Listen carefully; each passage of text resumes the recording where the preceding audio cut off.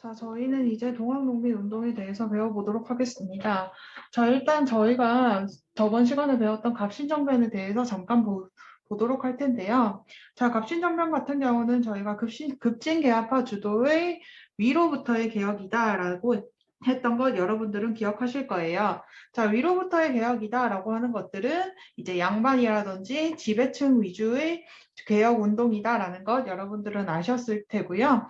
자, 이 갑신정변 같은 경우는 급진개혁파가 일본과 함께 이제 정권을 잡기 위해서 이렇게 개혁을 했지만 3일 만에 끝나서 3일 천하라고도 불리운다라는 것 알아두시면 되겠습니다.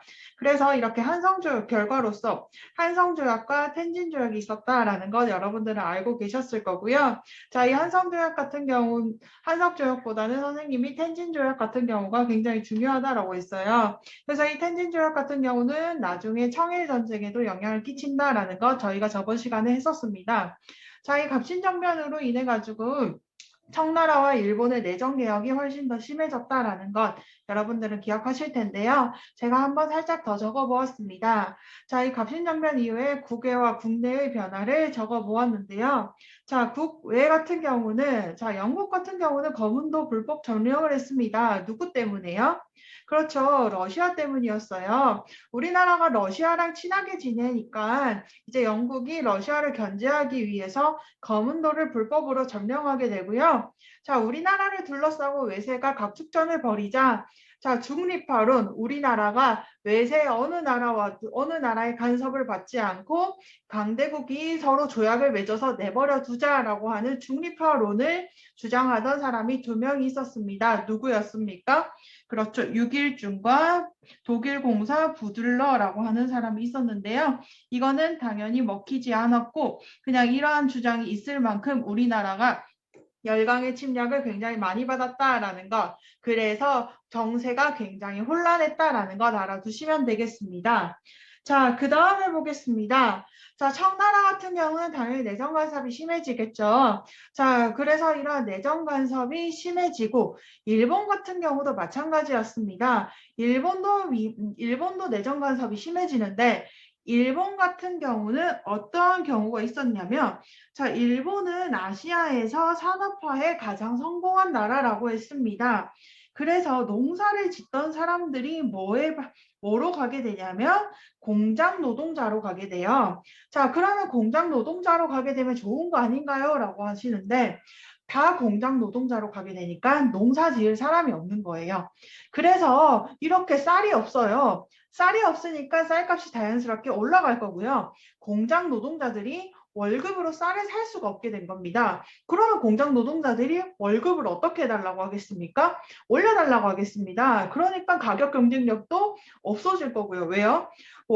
공장 노동자의 월급을 올려주게 되면 물건의 값도 올려주기 때문에 그 당시 수출을 하게 되면 이 물건을 수출해야 되는데 수출을 하게 되면 가격 경쟁력이 낮아지기 때문에 이러한 원가의 문제가 있었다라는 거. 그래서 일본 같은 경우는 값싼 쌀을 들여올 필요가 있었는데 그게 바로 우리나라에서 들여오는 쌀이었다라는 것. 그래서 우리나라에서 어떻게 하냐면 면과 쌀을 교환하는 미면 교환 체제라고 해가지고 이러한 것들을 했었는데 여기에서 일본이 어떻게 하냐면 쌀을 어떻게 하냐면 유출을 많이 합니다. 우리나라에요. 그래서 일본에게 쌀 유출을 많이 당합니다. 그러니까 우리나라가 거꾸로 어떻게 됩니까? 쌀값이 올라갑니다. 왜요? 우리나라는 영토가 굉장히 작아요. 그래서 우리나라 같은 경우는 자급자족. 우리가 먹을 거는 우리가 버는 사회란 말이에요. 그래서 우리나라 같은 경우는 우리나라가 먹을 만큼만 버는데 농사를 짓는데 이거를 일본이 들고 가게 되니까 쌀값이 올라가게 되고 농민들의 삶이 어려워지게 됩니다. 그래서 이러한 것을 보던 관리가 어떻게 하냐면 곡식이 너무 많이 유출되니까 이것을 방지하는 명령을 내리게 되는데 그게 바로 방공령이라고 하는 것을 내리게 됩니다. 자, 이 방공령이 뭐라고 나와 있냐면 교과서를 보시게 되면 자, 교과서 몇 쪽에 나와 있냐면 24쪽에 나와 있습니다. 자, 방공령 같은 경우는 쌀을 더 갖고 가지 못하도록 하는 거예요. 자, 그런데 여기에서 황해도와 함경도에서 방공령이 규모가 컸다라고 했었는데 일본이요, 여기에서 1개월 전에 너네가 알려야 되는데 알리지 않았다라고 하면서 여기에서 거꾸로 우리나라한테 배상금을 요구하는데 그 당시에 돈으로 얼마를 요구했냐면 11만 원 정도를 요구했다라고 해요. 11만 원이면 굉장히 큰 돈이었다고 하거든요. 그래서 이 막대한 배상금을 요구하면서 거꾸로 우리나라가 피해를 입더라라는 것도 봐두시면 되겠습니다. 자, 그래서 이러한 것들 보시면 되겠고 우리나라의 삶이 힘들었다라는 거. 자, 그 다음에 보시면요. 자, 근대문물의 수용과 탐관오리의 수탈이 있습니다. 두 번째요. 자, 이렇게 국외가 있었을 거고, 자, 국외 같은 경우는, 자, 이렇게 살짝 한번 정리해 볼게요. 자, 국외는 영국의 거문도 불법 점령, 청나라의 내정 간섭, 일본의 쌀 유출, 이러한 것들이 있었죠.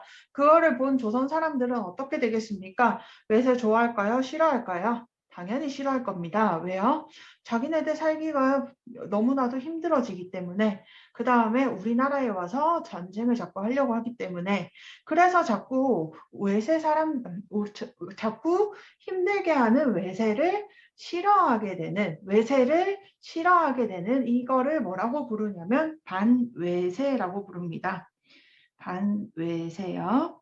그래서 이렇게 우리나라에서 반외세적 작용이 나타나게 되고요. 자, 그 다음에 두 번째 보시면 국내로 가겠습니다.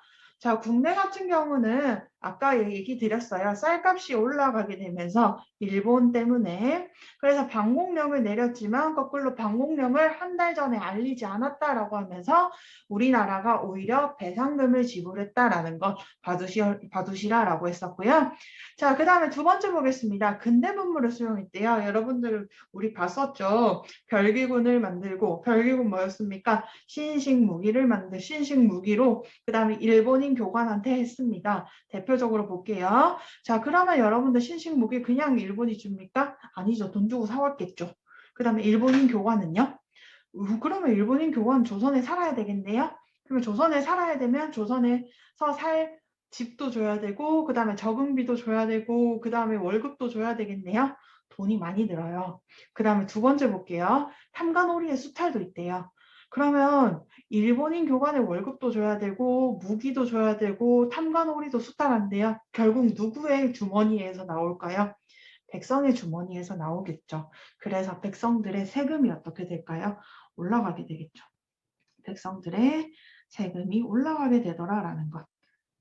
그러면 백성들은 지금 총체적으로 난국이겠죠. 밖에는 외국이 쳐들어오고 그 다음에 쌀은 자꾸 뺏어가고 그 다음에 우리나라는 이제 뭐 문물을 수용한다라고 하면서 돈을 자꾸 뺏어가고 그 다음에 또 탐관오리가 있고 이런 식으로 총체적 난국입니다. 살기가 너무나도 힘들어요. 제정신으로는 살 수가 없대요. 그래서 나는 이제 이 생애에서는 끝이 났으니까 다음 생애에서라도 행복하게 살래. 그 다음에 여기에서라면 이 종교라면 나는 행복해질 수 있을 것 같아 라고 하면서 이 종교가 다시 부흥하게 됩니다. 우리 항상 봤었어요.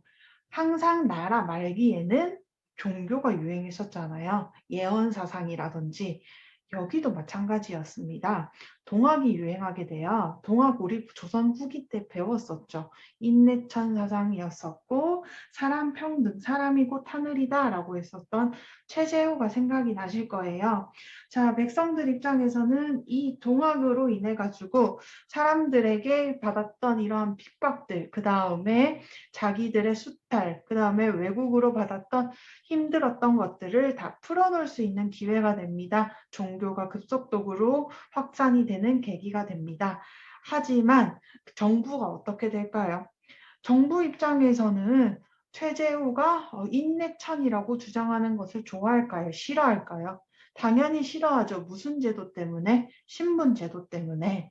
신분 제도를 흐트린다라고 해서 세상을 혹하게 하고 백성들을 어리석게 한다라고 하는 제목으로 해서 최재우를 처형하게 되고 동학 믿는 사람들을 탄압하게 됩니다.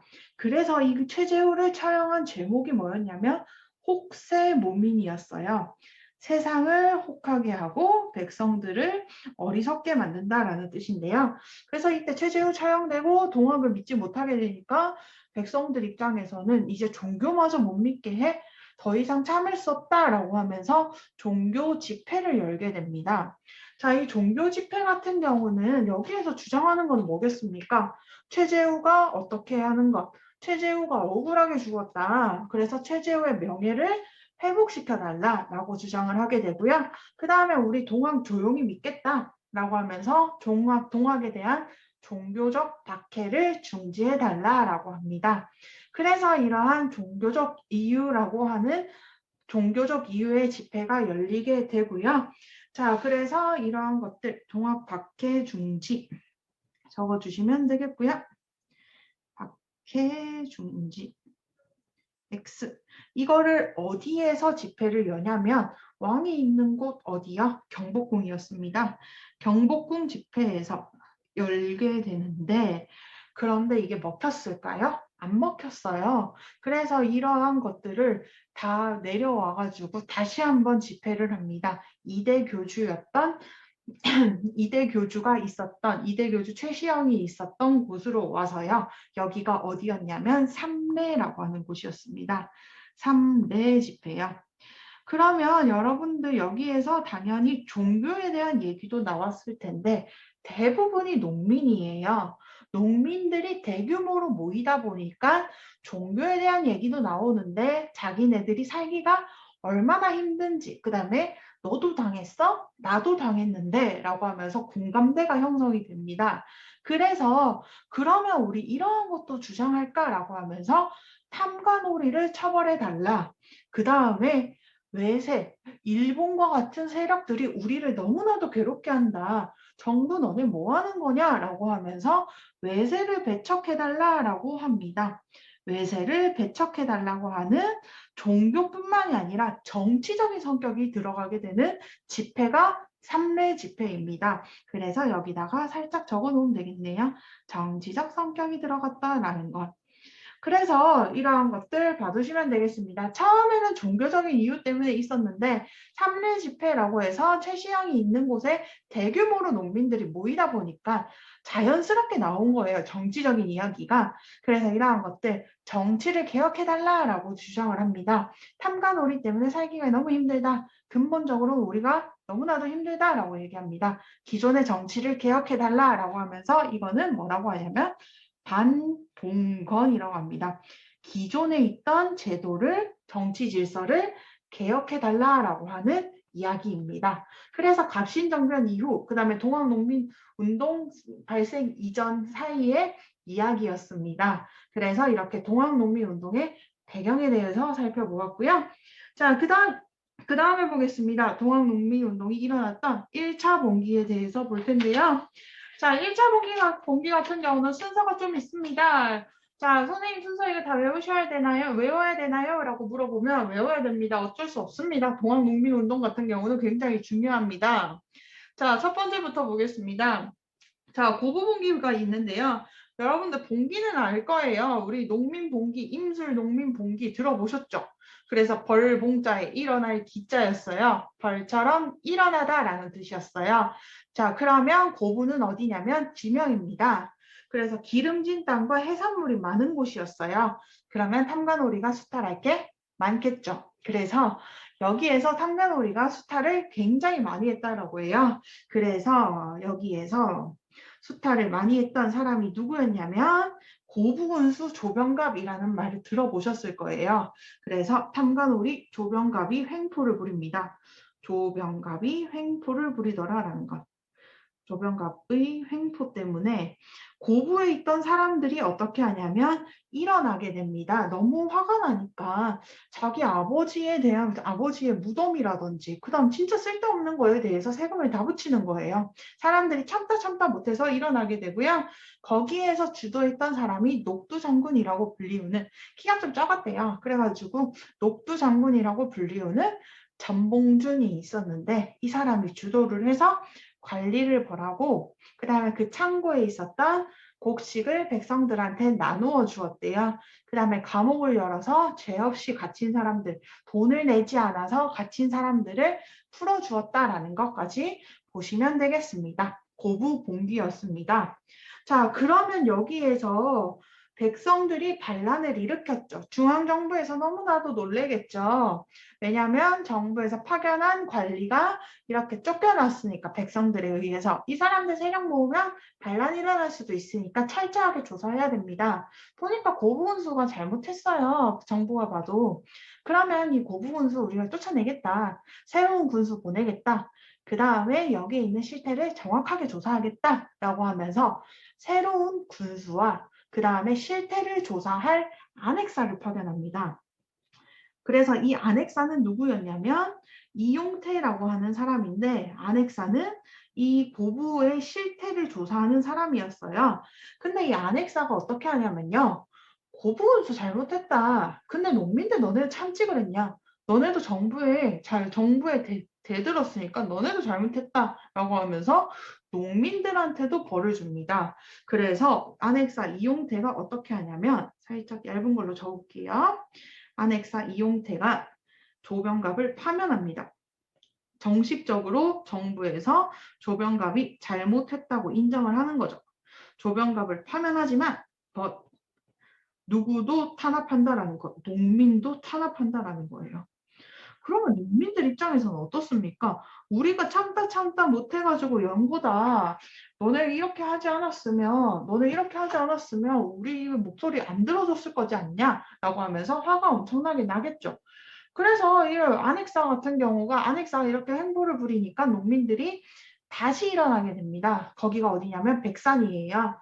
그래서 이 백산에서 다시 일어나서 백산에서 모여서 농민들이 동학농민운동을 정식적으로 일어나게 되는데 자, 이 백산이라고 하는 곳에 농민들이 엄청나게 많이 몰렸대요. 자, 그래서 이 백산 같은 경우는 농민들이 워낙 많이 몰렸대. 그래서 흰옷을 입은 농민들이 엄청나게 많이 몰리니까 그 산의 모습이 흰 산 같아서 백산이고요.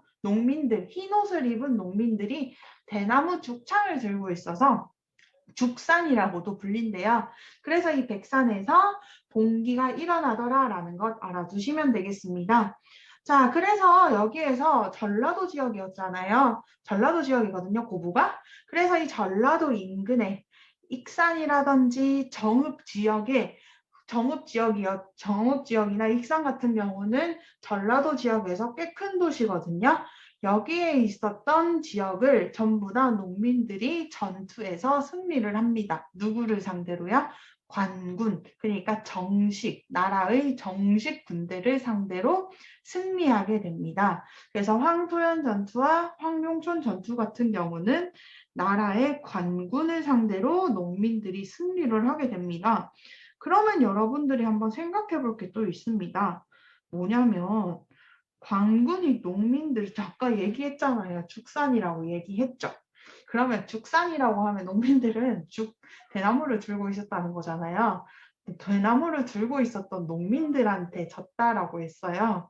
그렇게 되면 농민들한테 진 관군의 군사력은 어땠습니까? 굉장히 약했다라는 걸 알 수가 있죠. 그래서 이런 것도 한번 봐주시면 되겠고요. 자, 그 다음에 전라도 지역에 지금도 전북에서 가장 큰 도시인 전주가 있어요. 그래서 이 전주성을 점령하게 됩니다. 자, 그러면 여기에서 가장 중요한 게 있어요. 전라도 지역은 굉장히 곡창지대죠. 우리 임진왜란 때도 이순신 장군의 수군 전투의 승리의 의의가 무엇이었습니까? 그렇죠. 전라도 곡창지대를 지켜냈다는 것이었잖아요.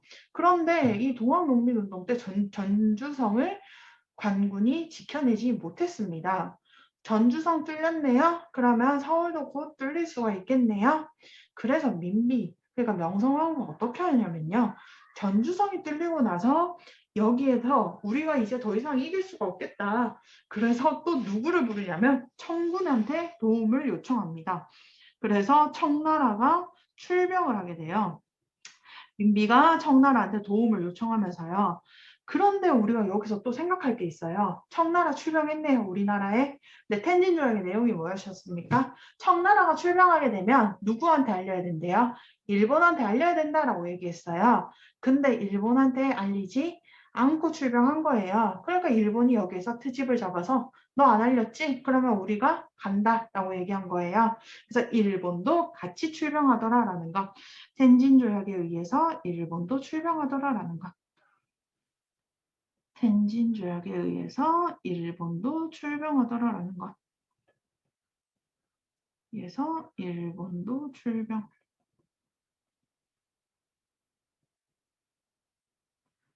그래서 이렇게 보면 되겠습니다. 그러면 우리나라에 청나라와 일본이 다 모였잖아요. 동학농민군 입장에서는 어떨까요? 가뜩이나 외세가 싫은데 자기네들 때문에 외세가 왔어요. 그러니까 어떻게 될까요?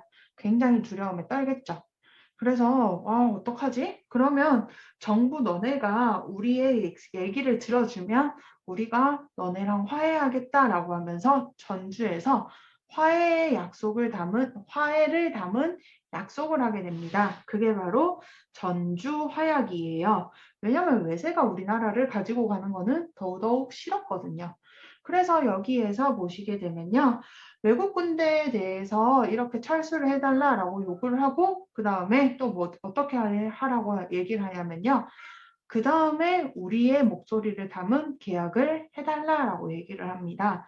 그래서 농민들이 주도해서 세운 패정개혁안, 이러한 개혁안들이 있었고요.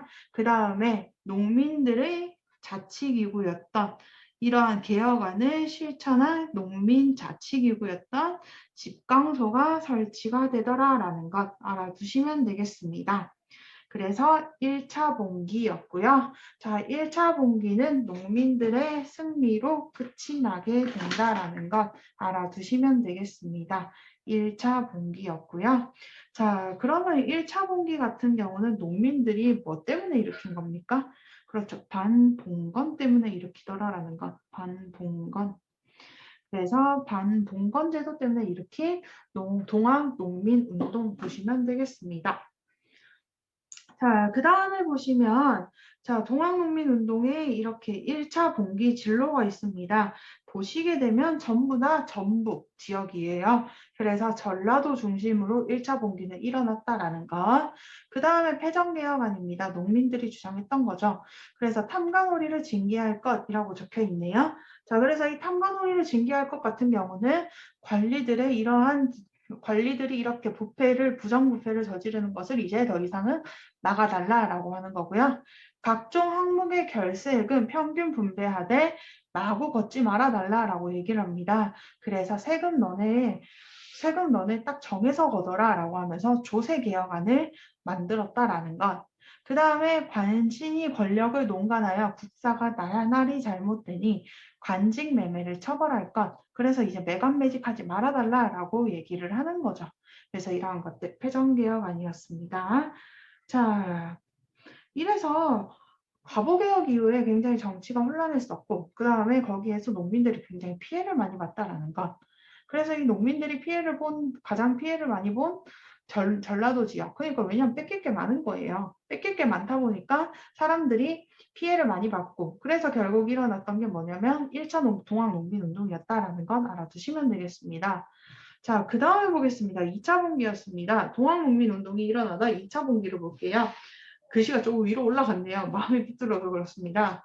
자, 경복궁을 점령했대요. 청일전쟁을 일으켰대요. 누구냐면 바이 일본입니다. 자, 일본이요. 자, 이제 돌아가면 돼요. 왜냐면 화해했거든. 이제 화해를 했어요. 동학농민군과 그 다음에 정부 사이에서요. 그래서 이제 청나라는 갈까? 이러고 있었는데 갑자기 일본이요. 너네 개혁 도와줄게 라고 하면서 묻지도 않았는데 경복궁을 점령하고 너네 개혁해라 라고 하면서 갑오개혁이라고 하는 개혁을 하게 됩니다. 자, 그 다음에 보시면 가만히 있던 청나라를 일본이 건드려가지고 먼저 선제 공격해서 청일전쟁이 일어나요. 어디냐면 인조선입니다. 네, 청일전쟁은 어디에서 일어났냐면 조선에서 일어난 전쟁입니다. 청나라와 일본이요. 그러니까 사람들이 봤을 때 어때요? 더더욱 난해해지는 거예요. 그 다음에 1차 봉기의 결과에서 어떤 걸 봤습니까? 외세가 배척되고 외세 보고 철수해라 라고 하는 게 1차 봉기군의 1차 농민, 1차 봉기군의 철수 조건이었었잖아요. 안 지켜줬죠. 다시 일어났어요. 남북접 연합이 있었는데 접이라고 하는 것은 뭐냐면 포접이라고 하는 것이 있었어요. 자, 이 포접은 뭐냐면 교구라고 생각을 하시면 되고요. 자, 이 교구는 뭐냐면 지역이라고 보시면 되겠습니다. 그래서 여기로 치면 뭐 강남구, 그 다음에 옆에는 송파구 이런 식으로 해서 지역별로 나누는 건데 여기에서 쉽게 생각하시면 남접은 어디냐면 전라도고요. 북접은 충청도입니다. 그러면 1차 봉기는 어디 중심이었습니까? 그렇죠. 남접 중심이었는데 전라도 중심이었으니까.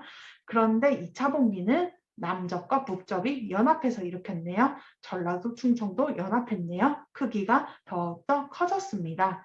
그 다음에 보시게 되면 경복궁을 점령한 거는 일본군이었죠. 그렇게 되면 이제 관군이 일본군과 함께 내려오겠네요. 동학농민군들 이제 피해가 더욱더 커질 것 같아요. 그래서 이러한 것들이 있었습니다. 자, 그러면 이제 마지막 전투라고 볼 수 있는 우금치 전투가 있습니다. 공주입니다, 공주. 충청남도에서 아직까지 큰 도시예요. 지금 보시게 되면 제가 계속 큰 도시들을 강조하는 이유는 전쟁에서는 가장 그 도에서 큰 도시들을 점령하게 되면 그 지역을 거의 다 점령한 거거든요. 그래서 이 공주 같은 경우도 우금치예요. 치는 뭐냐면 언덕이라는 뜻이고요. 자, 이 우금치 전투 같은 경우는 치는 그 언덕 고개라고 생각하시면 돼요. 그래서 이 고개에다가 일본 사람들이 어떻게 하냐면 총이나 이런 것들을 다 장전을 해놓고 있었습니다. 근데 동학농민들이 그 군이 갖고 있었던 죽창이었죠. 총과 죽창 누가 이겼을까요? 당연히 총이 이겼겠죠. 그래서 이거는 관군이 승리하게 되고요. 동학농민군들이 패배하게 되더라라는 것. 동학농민군들의 패배다라는 것. 이렇게 보시면 되겠습니다. 동학농민군들이 패배하게 되었다. 우금치 전투가 패배하게 되면서 동학농민군 패배했고요. 그 다음에 이것을 이끌던 전봉준 장군이라든지 그 다음에 우금치 전투에서 거의 다 전멸했고 나머지 농민들 같은 경우도 이때 전봉준 장군 잡히면서 거의 다 괴멸되었다라는 것 알아두시면 되겠습니다. 동학농민운동 1차 봉기, 2차 봉기였습니다. 그러면 아까 1차 봉기 같은 경우는 기존에 있던 제도 실어서 반봉건이라고 했죠. 2차 봉기는 일본 실어서, 그 다음에 청나라 일본 실어서네요.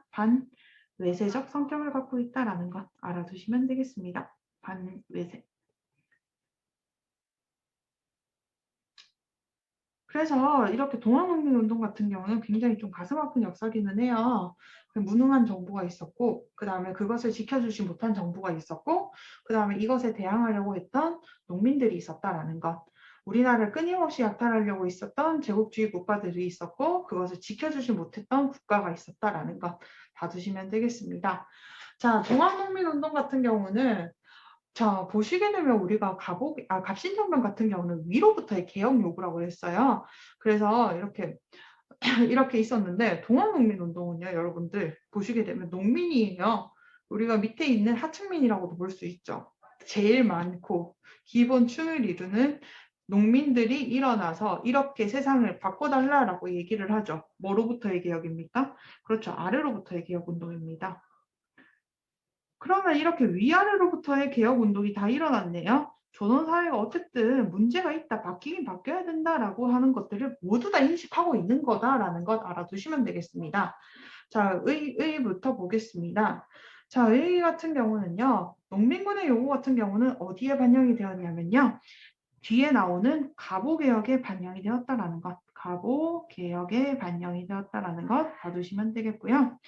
자, 그 다음에 보시면 반봉건이라고 하는 게 있는데요. 봉건은 기존에 있는 제도를 개혁하는 거다라고 했었습니다.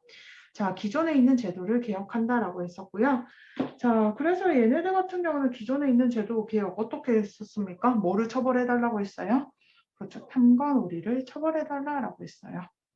탐관오리 처벌. 탐관오리를 처벌해달라라고 했었고, 그 다음에 조세정책, 그래서 똑같이 거둬라, 그 다음에 함부로 거두지 말아라라고 했다라는 것 봐주시면 되겠고요. 그 다음에 두 번째 반외세가 있습니다.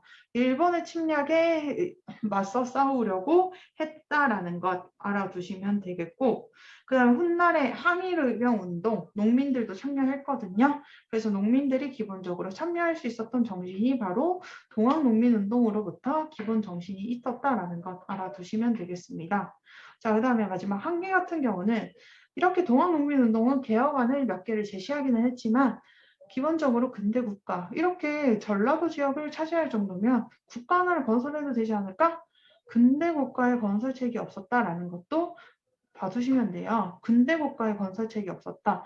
이 사람들이 운동이 이렇게 커질 줄 몰랐고 그 다음에 여기 다음에 대해서는 생각하지 않았다라는 거죠. 그래서 이런 것들 동학농민운동이었습니다. 자, 마지막입니다. 탐구 교과서에 나와 있는 거고요. 자, 동학농민운동의 지향점 보겠습니다. 굉장히 중요하겠죠. 자료 1번과 2번입니다. 자, 동학농민군 제1차 분기 경문입니다. 자, 우리가 의를 들어 이에 이르렀으면 그 끝이 결코 다른 데 있지 않다. 우리가 동학농민운동을 일으킨 거는 우리 좋자고 한 게 아니라 백성을 도탄해서 건지고 국가를 반석 위에 두고자 함이라라고 되어 있습니다. 우리 백성을 도탄해서 건진다라고 하는 것은 백성들 힘든데 우리가 구해주려고 왔다. 그 다음에 국가도 구하러 왔다라고 얘기하는 거예요. 그러면 여기에서 안으로는 탐악한 관리의 머리를 베고라고 되어 있습니다. 자, 안으로는 탐악한 관리의 머리를 벤대요. 그러면 여러분들 여기에서 알 수 있는 거 하나 있네요. 성격. 탐악한 관리. 그러면 여기에서 탐관오리겠죠. 탐관오리의 머리를 벤대요. 벤다라는 거겠죠. 그래서 이거는 뭡니까? 탐관오리를 숙청한대요. 무슨적 성격? 반봉건적 성격이고요. 반봉건. 그 다음에 밖으로는 횡포한 강적의 무리, 청과 일본이겠죠. 청과 일본. 자, 그래서 밖으로는 횡포한 강적의 무리를 내몰고자 함이라라고 해서 이거는 반외세적 성격을 갖고 있다라는 것, 반외세적 성격을 갖고 있다라는 것 봐주시면 되겠습니다. 자, 그 다음에 보시게 되면요. 자, 동학농민군 4대 강령입니다. 사람을 죽이지 말고 물건을 해하지 말라. 이거는 그냥 뭐 생명 중시 정도 보시면 되겠습니다. 생명 중시. 그 다음에 충효를 다하며 세상을 구하고 백성을 편안하게 하래요. 충효 사상이 여기 있을 거고요. 세상을 구하고 그 다음에 백성을 편안하게 하래요. 그러면 이거는 뭐 나라를 편안하게 해라라고 하는 뭐 보국사상 이런 것들 받으시면 되겠고요. 그 다음에 세 번째, 일본 오랑캐를 쫓아버리고 왕의 정치를 깨끗하게 하래요. 그러면 일본 오랑캐를 쫓으래요. 그럼 이건 뭡니까? 그렇죠. 반외세다라는 것. 반외세. 그 다음에 군대를 몰고 서울로 들어가 권세가와 귀족을 없애라라는 것. 반봉건적 성격을 띠고 있다라는 것 알아두시면 되겠습니다. 그래서 동학농민운동 같은 경우는 가장 중요한 단어 6글자가 있습니다. 반외세, 반봉건입니다. 1차 봉기는 반봉건적 성격이 강했고 2차 봉기는 반외세적 성격이 강했다라는 것 정리를 잘 해주시고요. 순서에 따라서 어떤 일들이 있었는지 이 과정에서 정세가 어떻게 변화했는지 잘 정리해 두시길 바라겠습니다. 오늘도 수고 많이 하셨습니다. 그럼 안녕.